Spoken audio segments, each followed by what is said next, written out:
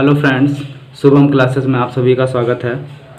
जैसा कि पिछले वीडियो में हमने आप लोगों का पार्ट फर्स्ट पूरी तरीके से कंप्लीट कर दिया था और साथ में ये कहा था कि नेक्स्ट वीडियो में हम नेक्स्ट यानी पार्ट 2 का पहला चैप्टर प्रकाश का परावर्तन तथा गोलीय दर्पण इसको स्टार्ट करेंगे। और ये जो चैप्टर आज हम स्टार्ट करने वाले हैं ये बोर्ड एग्ज़ाम 2020 के लिए बहुत ही ज़्यादा इम्पॉर्टेंट चैप्टर है। इससे बहुत ज़्यादा क्वेश्चन आते हैं। इससे मान चलिए आपको कम से कम 10 नंबर का क्वेश्चन मिलेगा इस अकेले के चैप्टर से, यानी प्रकाशिकी से आपको 10 नंबर का क्वेश्चन बोर्ड एग्ज़ाम 2020 में कंपलसरी है। इससे कम का क्वेश्चन नहीं आता, इससे ज़्यादा भी हो सकता है लेकिन इससे कम का नहीं आएगा। तो वीडियो में हम आपको ये भी बता देंगे कि कौन सा टॉपिक इम्पॉर्टेंट है, कौन सा टॉपिक बहुत ज़्यादा पूछा गया है या कई बार एग्ज़ाम में पूछा गया, वो सारी चीज़ें हम आपको वीडियो में बताते रहेंगे। तो इस वीडियो को ध्यान से देखिए। आइए हम टॉपिक को शुरू करते हैं। जो टॉपिक हमारा आज का प्रकाश का परावर्तन तथा गोलीय दर्पण। इससे पहले अगर आपने चैनल को सब्सक्राइब नहीं किया हो तो चैनल को सब्सक्राइब करें एवं वीडियो को लाइक करें। प्रकाश का परावर्तन तथा गोलीय दर्पण। अब सबसे पहले तो हमको ये जानना जरूरी है प्रकाश का परावर्तन। अब प्रकाश क्या चीज़ है, ये कक्षा 10 में आप लोग अच्छी तरीके से पढ़ चुके हैं कि प्रकाश क्या चीज़ है। प्रकाश क्या है? प्रकाश ऊर्जा का एक रूप है। प्रकाश ऊर्जा का क्या एक रूप है जो हमारी आंखों पर क्या करता है, दृश्य संवेदना यानी देखने की क्षमता उत्पन्न करता है।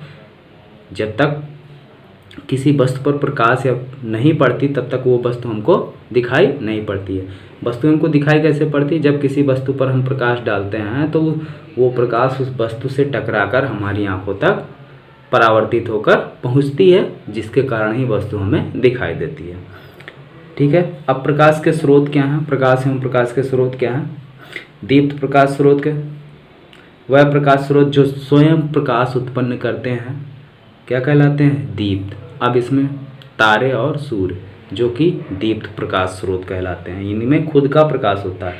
और एक होता है अदीप्त जो मानव निर्मित होता है, यानी इसमें वह प्रकाश हैं जो स्वयं प्रकाश नहीं उत्पन्न करते हैं बल्कि दीप्त स्रोतों के प्रकाश को परावर्तित कर प्रकाश, जैसे चंद्रमा है, ठीक है, कांच हो गया, बल्ब इत्यादि, ये सभी जो हैं क्या करते हैं, दूसरे के प्रकाश को परावर्तित करके प्रकाश देते हैं। प्रकाश के गुण क्या हैं? प्रकाश के गुण, प्रकाश स्वयं अदृश्य होता है परंतु इसकी उपस्थिति में वस्तुएं हमको क्या होती हैं, दिखाई देती हैं। पहली प्रॉपर्टी है। दूसरी प्रॉपर्टी ये है कि साधारणतः प्रकाश सीधी रेखा में गमन करता है। अब इस बात की आप पुष्टि कैसे करेंगे कि प्रकाश सीधी रेखा में गमन करता है? आप दो दफ्ती ले लीजिए और एक दफ्ती में होल कर दीजिए। आप इस टाइप से दो दफ्ती ले लीजिए, यहाँ पे आप कैंडल लग दीजिए, मोमबत्ती जला के, और यहाँ होल कर दीजिए, यहाँ दूसरी दफ्ती लगा दीजिए। तो हम देखते हैं कि इसके बिल्कुल ठीक सामने यहाँ पर क्या होगा, इस दफ्ती पर प्रकाश थोड़ा बहुत हमको चमक दिखाई देती, यानी इससे इस बात की पुष्टि होती है, पता चलता है कि प्रकाश सीधी रेखा में गमन करता है। अगला पॉइंट है, अगला गुण है चमकदार पृष्ठों से परावर्तित, चमकदार पृष्ठों से प्रकाश क्या होती है, रिफ्लेक्ट हो जाती है, यानी परावर्तित हो। जैसे चमकदार का मतलब हो गया शीशा या कोई अन्य चमकदार पृष्ठ। जैसे देखो कभी कभी घड़ी से भी ज़्यादा चमकती हुई घड़ी है तो उस पर लाइट पड़ती है तो वो परावर्तित हो जाती है। प्रकाश जब एक माध्यम से दूसरे माध्यम में प्रवेश करता है तो वो अपने मार्ग से क्या होता है, विचलित हो जाता है। ये भी प्रकाश का ही गुण है। नेक्स्ट गुण है दृश्य प्रकाश की तरंग दैर्घ्य 4000 एंगस्ट्रॉम से 8000 एंगस्ट्रॉम के बीच होती है। तो ये तो हो गया प्रकाश और प्रकाश के गुण के बारे में। अब उसकी जो एक क्वालिटी है प्रकाश का परावर्तन, ये होता कैसे है, इस पे आते हैं हम सब। प्रकाश का परावर्तन, अब यहाँ से आपका टॉपिक इम्पॉर्टेंट होना शुरू हो जाता है। जैसे बोर्ड एग्जाम में 2 नंबर में पूछ लिया जाता परावर्तन का नियम बताइए। ये हाई स्कूल में बहुत ज़्यादा पूछा जाता है, इंटर में भी कभी कभी पूछ लिया जाता कि परावर्तन के नियम बताइए। तो सबसे पहले ये जानिए प्रकाश का परावर्तन होता कैसे है, फिर उसके नियम को हम बताते हैं। प्रकाश का परावर्तन, जब प्रकाश किसी चिकनी व चमकदार सतह पर पड़ती है या आपतित होती है तो उसका अधिकांश भाग उसी माध्यम में क्या होता है, वापस लौट जाता है। जैसे कि मान लीजिए ये कोई कांच रखा हुआ है, जब प्रकाश इस पर क्या होता है, आता है तो फिर टकराकर इसी मार्ग में वापस लौट जाता है, यानी इधर नहीं आने पाता चिकनी और चमकदार सतह से। इसी घटना को यानी प्रकाश का सतह से टकरा कर वापस जाने की घटना को ही हम प्रकाश का परावर्तन कहते हैं। ठीक है। अब प्रकाश के परावर्तन के नियम, प्रथम नियम क्या है, प्रकाश के परावर्तन के दो नियम हैं, जिसमें पहला नियम है आपतन कोण का मान सदैव परावर्तन कोण के बराबर होता है। अब आपतन कोण, ये कोई सतह है, हमारी चमकदार सतह है, ये प्रकाश किरण आ रही है, यानी क्या आपतित किरण हो गई, और इधर टकरा के वापस जा रही थी, ये परावर्तित किरण हो गई, परावर्तित किरण। ठीक। अब इसी पर क्या करते हैं, सतह पर बिल्कुल लंबवत एक अभिलंब खींच देते हैं, तो अभिलंब और प्रकाश किरण के बीच जो कोण बनता आई, इसको आपतन कोण कहते हैं और इसको परावर्तन कोण आर कहते हैं। तो परावर्तन के नियम के अनुसार आपतन कोण आई बराबर परावर्तन कोण आर। ठीक है। दूसरा है आपतित किरण, परावर्तित किरण तथा उस बिंदु पर, जिस बिंदु पर ये प्रकाश किरणें आ रही, इस बिंदु पर खींचा गया अभिलंब, तीनों एक ही सतह पर स्थित होते हैं या एक ही बिंदु पर स्थित होते हैं। ठीक है। तो ये प्रकाश परावर्तन के नियम है। नेक्स्ट टॉपिक है दर्पण क्या चीज़ है। ठीक है। ये प्रकाश का परावर्तन हो गया, और कुछ चीज़ें परावर्तन में हम आपको क्लियर कर देते हैं, वैसे आप लोगों को पता भी है, नहीं पता है तो हम क्लियर कर देते हैं।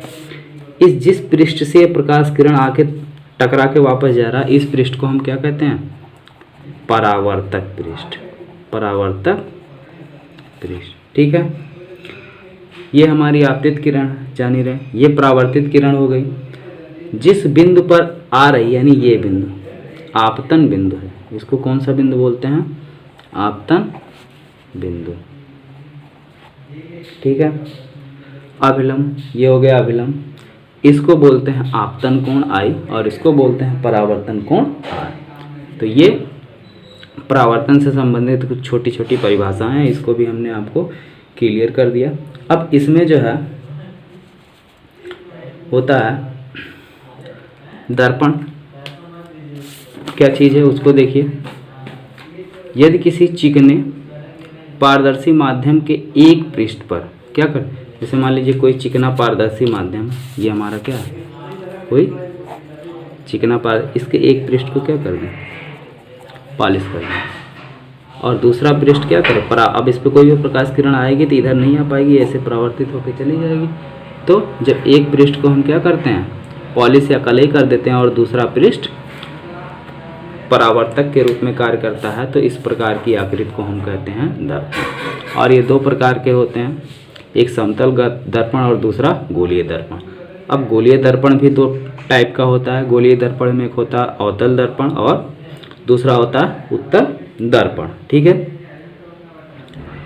तो समतल दर्पण क्या होता है, ऐसे दर्पण जिनका परावर्तक पृष्ठ समतल यानी प्लेन, बिल्कुल चिकना यानी समतल, कहीं पर उभरा और ना ही कहीं पर गहरा, ऐसा नहीं होता है, यानी बिल्कुल प्लेन है, समतल होता है, उसको हम समतल दर्पण कहते हैं। ठीक है। दूसरा है गोलीय दर्पण। गोलीय दर्पण क्या होता है कि जब किसी कांच के खोखले गोले को काट कर, जैसे मान लीजिए ये हमारा कोई कांच का खोखला गोला है, इससे हमने इतना पार्ट काट लिया था, ऐसे हो गया, और इसके एक पार्ट को क्या करते हैं, पेंट कर देते हैं, तो इस प्रकार से जो दर्पण बनता है उसको हम गोलीय दर्पण कहते हैं। अब ये दो प्रकार का होता है, एक अवतल दर्पण और दूसरा उत्तल दर्पण। तो अवतल दर्पण क्या होता है कि जब कांच के उभरे हुए भाग को हम क्या कर देते हैं, पेंट कर देते हैं, ठीक है। और गहरा भाग क्या करता है, ये परावर्तक पृष्ठ हो गया, परावर्तक पृष्ठ का काम करता है, और ये उभरा हुआ भाग पेंट कर दिया, यानी गहरा भाग परावर्तक पृष्ठ का काम करता है और उभरा हुआ भाग पेंट कर दिया जाता है। तो इस प्रकार से जो दर्पण बनता है उसको हम अवतल दर्पण कहते हैं। और उत्तल दर्पण क्या होता है कि जब हम इसके गहरे भाग को पेंट कर देते हैं और उभरा हुआ भाग ये परावर्तक पृष्ठ के रूप में कार्य करता है, परावर्तक पृष्ठ के रूप में कार्य करता है। तो इस प्रकार का जो दर्पण बनता है उसको हम उत्तल दर्पण कहते हैं, ठीक है। ये हो गया दर्पण के बारे में, उत्तल दर्पण, अवतल दर्पण। अब नेक्स्ट है दर्पण से संबंधित कुछ छोटी छोटी परिभाषाएं हैं, उसको देखिए क्या होता है। दर्पण का ध्रुव किसे कहते हैं, दर्पण का ध्रुव किसे कहते हैं वो भी देखिए क्या है। दर्पण का ध्रुव गोलीय दर्पण के मध्य बिंदु का, जैसे मान लीजिए ये आपका क्या गोलीय दर्पण है, तो इसके मध्य बिंदु को दर्पण का क्या कहते हैं, ध्रुव कहते हैं, ठीक है। और इसको P से प्रदर्शित करते हैं, ठीक। और दूसरा दर्पण का वक्रता केंद्र, ये गोलीय दर्पण क्या किसी एक खोखले गोले का ही तो छोटा सा टुकड़ा कटा हुआ है। तो वक्रता केंद्र क्या होता है कि गोलीय दर्पण जिस खोखले गोले का भाग होता है, इसी खोखले गोले का भाग है ना, उस गोले के केंद्र को इस दर्पण का वक्रता केंद्र कहते हैं।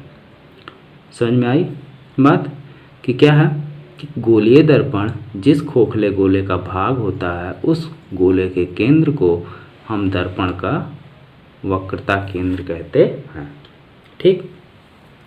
दूसरी चीज वक्रता त्रिज्या क्या होती है।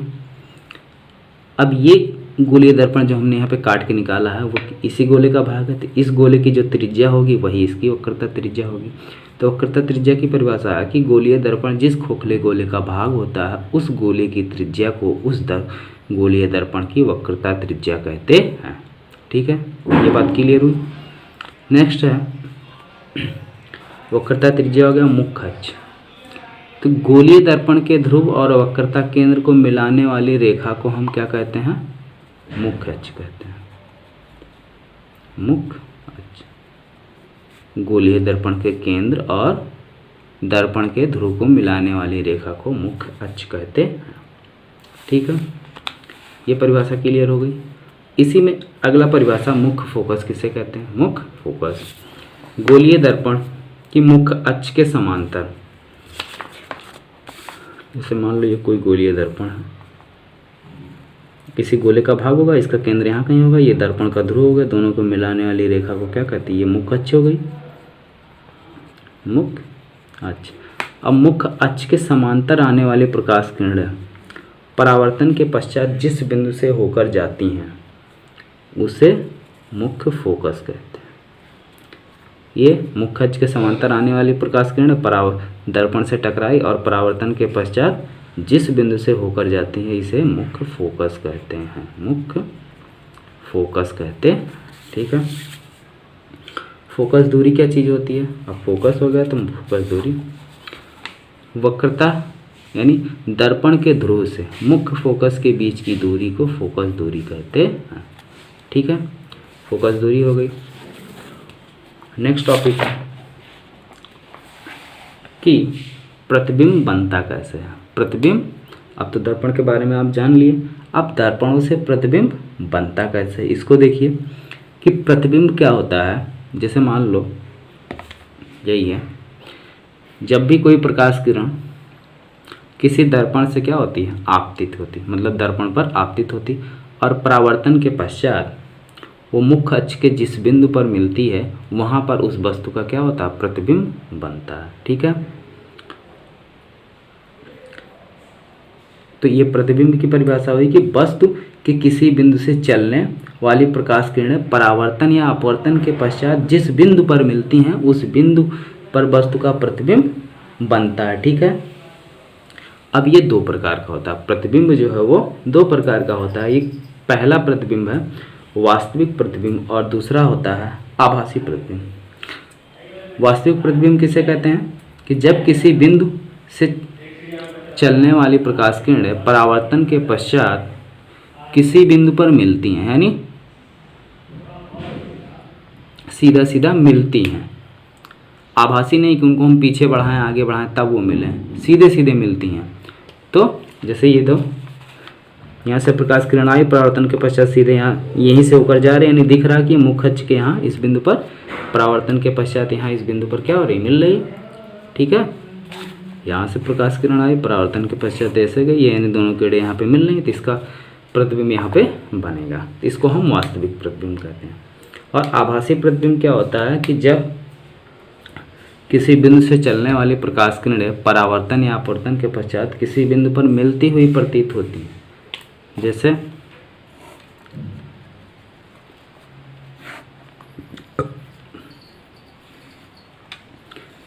ये दर्पण से प्रकाश किरण आई, ठीक है, परावर्तन के पश्चात ये क्या हो जाएंगे,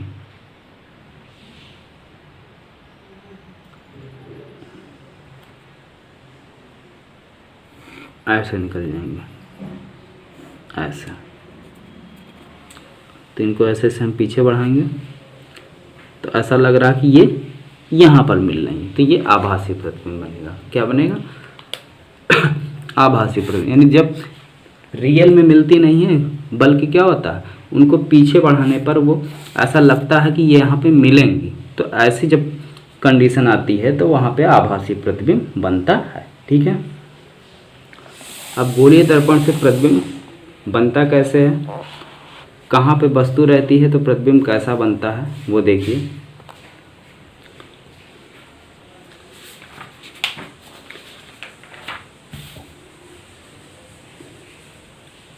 गोलीय दर्पण दो प्रकार का होता है। तो सबसे पहले अवतल दर्पण द्वारा प्रतिबिंब की स्थिति के बारे में हम समझते हैं कि अगर गोलीय दर्पण यानी अवतल दर्पण के सामने कोई वस्तु अनंत पर स्थित है, कोई वस्तु कहाँ है, अनंत पर स्थित है, ठीक है, तो उसका प्रतिबिंब कहाँ बनेगा, उसके फोकस पर। कितना बड़ा बनेगा, वस्तु से छोटा बनेगा। उसका नेचर कैसा होगा, वास्तविक बनेगा और उल्टा बनेगा। ठीक है, वही दूसरी चीज, अगर वस्तु जो है अनंत एवं सी के बीच, सी का मतलब वक्रता केंद्र के बीच रखा हुआ है, तो उसका प्रतिबिंब एफ और सी के बीच यानी फोकस और वक्रता केंद्र के बीच बनेगा, छोटा बनेगा और वास्तविक बनेगा और उल्टा बनेगा। अगर वस्तु वक्रता केंद्र यानी सी पर रखा है तो उसका प्रतिबिंब सी पर ही बनेगा, जितना बड़ा है उतना बड़ा ही बनेगा, लेकिन उल्टा बनेगा और वास्तविक बनेगा। अगर वस्तु, अभी ये सारी चीज़ें हम किरण आरेख द्वारा खींच के आपको दिखाते हैं, अभी बस इसको आप समझ लीजिए कि कहाँ पर है तो कहाँ पर बनेगा, अभी हम खींच के दिखा रहे हैं आपको। एफ अगर एफ पर है तो उसका प्रतिबिंब अनंत पर बनेगा और वस्तु से बहुत बड़ा बनेगा। ठीक है, वस्तु अगर एफ पर है तो उसका प्रतिबिंब कहाँ बनेगा, एफ पर, अनंत पर बनेगा और बहुत बड़ा बनेगा, वास्तविक और उल्टा बनेगा। अगर पी यानी दर्पण के ध्रुव और फोकस के बीच में है तो दर्पण के पीछे बड़ा, सीधा और आभासी बनेगा। ये रियल यानी वास्तविक प्रतिबिंब नहीं बनेगा, बल्कि आभासी प्रतिबिंब बनेगा। अब ये चीज़ें जब हमने आपको समझाई, उसका किरण आरेख देखिए ये कैसे बन रहा है।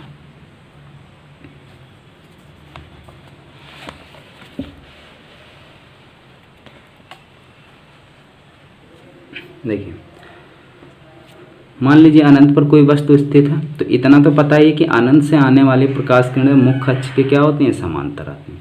अनंत से चलने वाली प्रकाश किरणें मुख्य अक्ष के समांतर आती हैं। अब मुख्य अक्ष के समांतर आने वाली प्रकाश किरणें परावर्तन के पश्चात कहाँ से होकर जाती है, मुख्य फोकस से आई और मुख्य फोकस से होकर जा रही है, तो इसका प्रतिबिंब, दोनों किरणें कहाँ मिल रही हैं, मुख्य फोकस पर। प्रतिबिंब कहाँ बनेगा, मुख्य फोकस पर। कितना बड़ा बन रहा है, एक छोटा सा बिंदु के रूप में बन रहा, वास्तविक बन रहा है। ठीक है, सेकंड केस,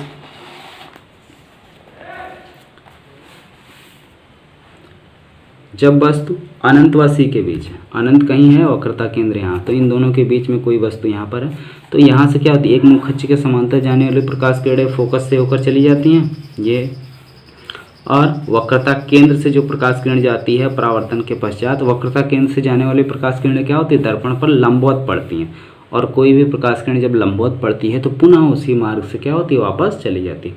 और केंद्र से मिलाने वाली, यानी केंद्र से जितनी भी रेखाएं होकर दर्पण पर पड़ेंगी वो सभी क्या होती हैं, लंबवत होती हैं। क्योंकि वृत्त में क्या होता है, ये क्या है, खोखले गोले यानी वृत्त का ही तो भाग है। और इतना जानते हैं कि वृत्त में केंद्र से खींची गई रेखा यानी त्रिज्या वृत्त पर हमेशा क्या होती है, लंब होती है। और ये लंबवत पड़ेगी, जब लंबवत पड़ेगी तो प्रकाश किरणों से इससे आने वाले प्रकाश टकराने के बाद इसी मार्ग पे वापस गई, मुख्य अक्ष से आने वाली फोकस से होकर दोनों कहाँ एक दूसरे को मिल रही हैं, सी और एफ के बीच में। तो यहाँ पर वस्तु का देखो, वस्तु इतना बड़ा है तो बिल्कुल उल्टा और छोटा बन रहा है वस्तु से। अगला केस, जब वस्तु क्या हो, सी पर यानी वक्रता केंद्र पर ही स्थित हो, तो यहाँ से जाने वाली प्रकाश किरणें क्या हो गई, मुख्य अक्ष से वापस लौट गई। ठीक है, मुख्य अक्ष के समांतर गई, फोकस से लौट गई और फोकस से जाने वाली मुख्य अक्ष के समांतर हो जाती है। तो ये दोनों एक दूसरे को कहाँ काट रहे हैं, पॉइंट पी पे। जितना बड़ा ये भी है उतना बड़ा इसका प्रतिबिंब भी बन रहा है। और कैसा बन रहा, ये सीधा है तो ये उल्टा बन रहा है।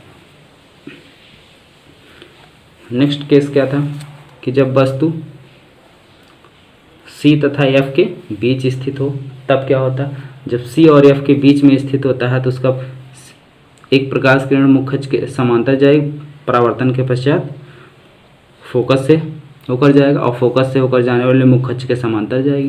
तो ये दोनों एक दूसरे से यहाँ पर मिल रहे हैं। कहाँ मिल रहे हैं, अनंत और सी के बीच में। इधर कोई पॉइंट तो है नहीं तो हम मान लेते हैं अनंत है, अनंत और सी के बीच में। कितना बड़ा बन रहा, वस्तु से बड़ा बन रहा और उल्टा बन रहा।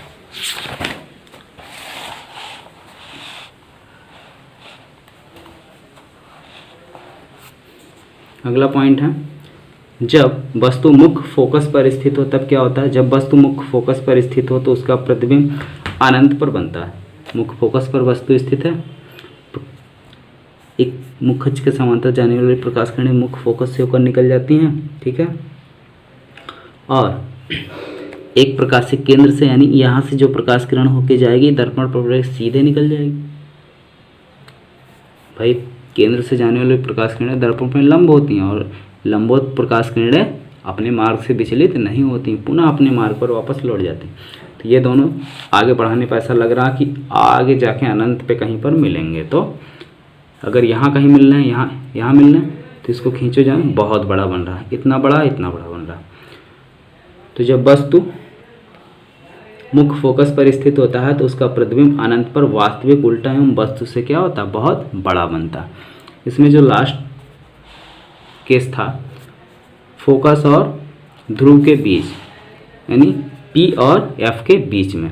तो जब पी और एफ के बीच में कोई वस्तु है तो मुख्य अक्ष के समांतर गई, परावर्तन के पश्चात मुख्य फोकस से गया और एक प्रकाश से केंद्र से होकर जाएगा, इसी मार्ग पर लौट जाएगा। ये दोनों देखो आगे जैसे जैसे बढ़ा रहे हैं फैलते जा रहे हैं, यानी आगे तो मिलने के चांसेस है नहीं, तो इनको पीछे बढ़ाते हैं। तो ये दर्पण के पीछे यहाँ पे मिल रहे हैं, तो इनको पीछे बढ़ाया जा रहा है। तो इसलिए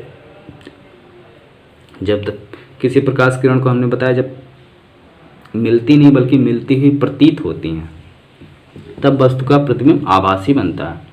और वही काम यहाँ पे हो रहा है, मिल नहीं रही, इसको ऐसा लग रहा कि हाँ यहाँ पीछे मिलेंगे कहीं पे, तो इसको खींचकर पीछे बढ़ाया गया और इसका प्रतिबिंब बिल्कुल सीधा वस्तु से बड़ा और दर्पण के पीछे बनता है। तो ये अवतल दर्पण का होगा। ठीक इसी तरीके से उत्तल दर्पण का भी है, उसमें 2-3 केसेस हैं, उसको हम आपको नेक्स्ट वीडियो में बताएंगे। तो किरण आरेख खींचना बहुत ही ज़्यादा इम्पॉर्टेंट है, जो अभी भी हमने बताया। किरण आरेख खींचना अगर आपको नहीं आ रहा तो समझ लीजिए प्रकाश में आप पढ़ेंगे कैसे, क्या पढ़ेंगे। तो किरण आरेख कैसे खींचा गया वो चीज़ें आपको क्लियर होनी चाहिए। नेक्स्ट वीडियो में हम बताएंगे नेक्स्ट टॉपिक यानी उत्तल दर्पण के बारे में कि उससे प्रतिबिंब कैसे बनता है। तब तक आप इस वीडियो को ध्यान से रिवाइज करिए और इसको चीज़ों को समझिए।